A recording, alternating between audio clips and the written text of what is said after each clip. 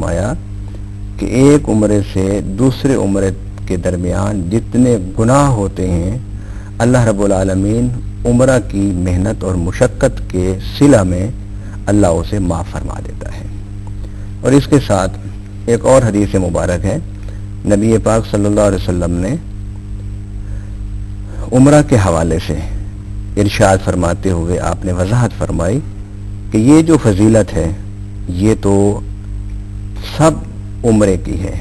جس وقت بھی کوئی شخص عمرہ کرے، جس مہینے میں بھی عمرہ کرے، کہ اس کو اس کا عمرہ گناہوں سے بالکل پاک اور صاف کر دے گا، مگر ماہ رمضان کا عمرہ، اس کے بارے میں نبی پاک صلی اللہ علیہ وسلم نے فرمایا کہ ماہ رمضان کے عمرے کی فضیلت حج کے برابر ہے۔ اچھا، بڑی خوبصورت بات ہے علامہ صاحب۔ اچھا، حج جو ہے وہ تو فرضیت میں ہے، حج ہر صاحب استطاعت پر فرض ہے، لیکن عمرے کے حوالے سے کیا ہے، یہ کس کو کرنا چاہیے اور کون کون سے اشخاص ہیں، کون کون سے ایسے مسلمان ہیں جن کے لیے حکم ہے کہ انہیں عمرے پہ ضرور جانا چاہیے؟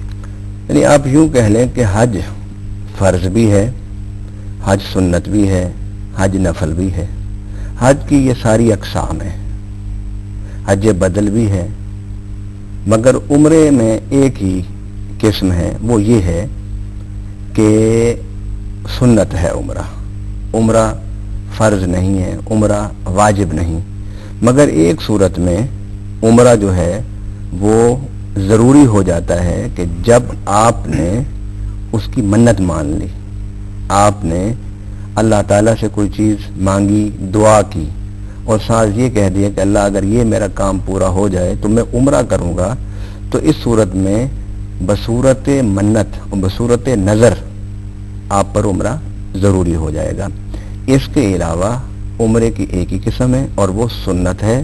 نبی پاک صلی اللہ علیہ وسلم نے عمرہ فرمایا، اور اس موقع پر صحابہ کرام نے پوچھا کہ یا رسول اللہ صلی اللہ علیہ وسلم، عمرہ فرض ہے، واجب ہے؟ آپ نے فرمایا نہ فرض ہے نہ واجب ہے، سنت ہے۔ اسی طرح حج کے موقع پر نبی پاک صلی اللہ علیہ وسلم سے پوچھا یا رسول اللہ صلی اللہ علیہ وسلم، کیا ہر سال حج فرض ہے؟ آپ خاموش رہے۔ پھر سوال کیا، آپ خاموش رہے۔ جب تیسری دفعہ پوچھا تو نبی پاک صلی اللہ علیہ وسلم نے فرمایا کہ اگر میں کسی بات کا جواب نہ دوں تو اس سوال کو بار بار نہ دہرایا کرو، اور اگر میں ہاں کر دیتا تو امت پر حج ہر سال فرض ہو جاتا۔ ہر سال حج فرض نہیں ہے، بلکہ قرآن پاک میں اس کی وضاحت ہے کہ وَلِلَّهِ عَلَى النَّاسِ حِجُّ الْبَيْتِ مَنِ اسْتَطَاعَ إِلَيْهِ سَبِيلًا، کہ حج اس پر فرض ہے جس کو اللہ نے استطاعت دی ہو۔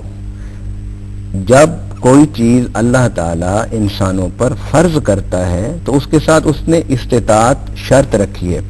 عمرہ کیونکہ فرض نہیں ہے، اس لیے اس کے ساتھ استطاعت کی شرط نہیں ہے، یہ سنت ہے، اسے جو مسلمان ادا کرنا چاہے ادا کر سکتا ہے۔ علامہ صاحب، جب آپ نے ہمیں عمرے کی تفصیل بتائی ہے کہ کیا کیا کچھ وہاں پہ جا کے کرنا ہے بیت اللہ شریف میں، تو ہمیں لگا کہ جس طرح سے یہ حج کے ساتھ ریلیٹڈ ہے، آپ یہ فرمائیے گا کہ حج اور عمرے میں کیا فرق ہے، یعنی حج کی ادائیگی میں اور عمرے کی ادائیگی میں کتنا فرق ہے؟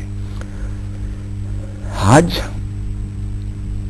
اس کے لیے مخصوص مہینے ہیں، ٹھیک ہے، حج اس کے لیے مخصوص ایام ہیں، جبکہ عمرہ کے لیے کوئی مخصوص مہینے نہیں ہیں، عمرہ کے لیے کوئی مخصوص ایام نہیں ہیں۔ فقہاء کرام نے لکھا ہے کہ 9 ذی الحجہ سے 13 ذی الحج تک یہ جو 5 دن ہیں ان میں آپ عمرہ نہیں کر سکتے، اچھا، ان میں عمرہ کرنا مکروہ ہے۔ ان 3 دن کو آپ 5 دن کو آپ نکال دیں، ان 5 دنوں کو آپ نکال دیں تو باقی پورا سال جب آپ چاہیں، جس مہینے میں چاہیں، دن کو چاہیں، رات کو چاہیں، صبح چاہیں، دوپہر کو، تہجد کے وقت چاہیں، ظہر کے وقت چاہیں، نہ کوئی وقت مقرر ہے نہ کوئی مہینہ مقرر ہے، سوائے ان 5 دنوں کے کہ اس میں فقہاء نے کراہت کا فتویٰ دیا ہے، کیونکہ یہ دن ہوتے ہیں حج کی ادائیگی کے، اس لیے اس میں عمرے کا شغل نہیں ہونا چاہیے۔ باقی آپ جب چاہیں عمرہ کر سکتے ہیں۔ حج اور عمرے میں ایک تو وقت، زمانہ اور مہینوں کا فرق ہے کہ حج کے لیے مخصوص مہینے ضروری ہیں، حج کے لیے مخصوص ایام ضروری ہیں، اس کے علاوہ حج نہیں ہوتا۔ دوسری بات یہ ہے کہ عمرہ آپ کا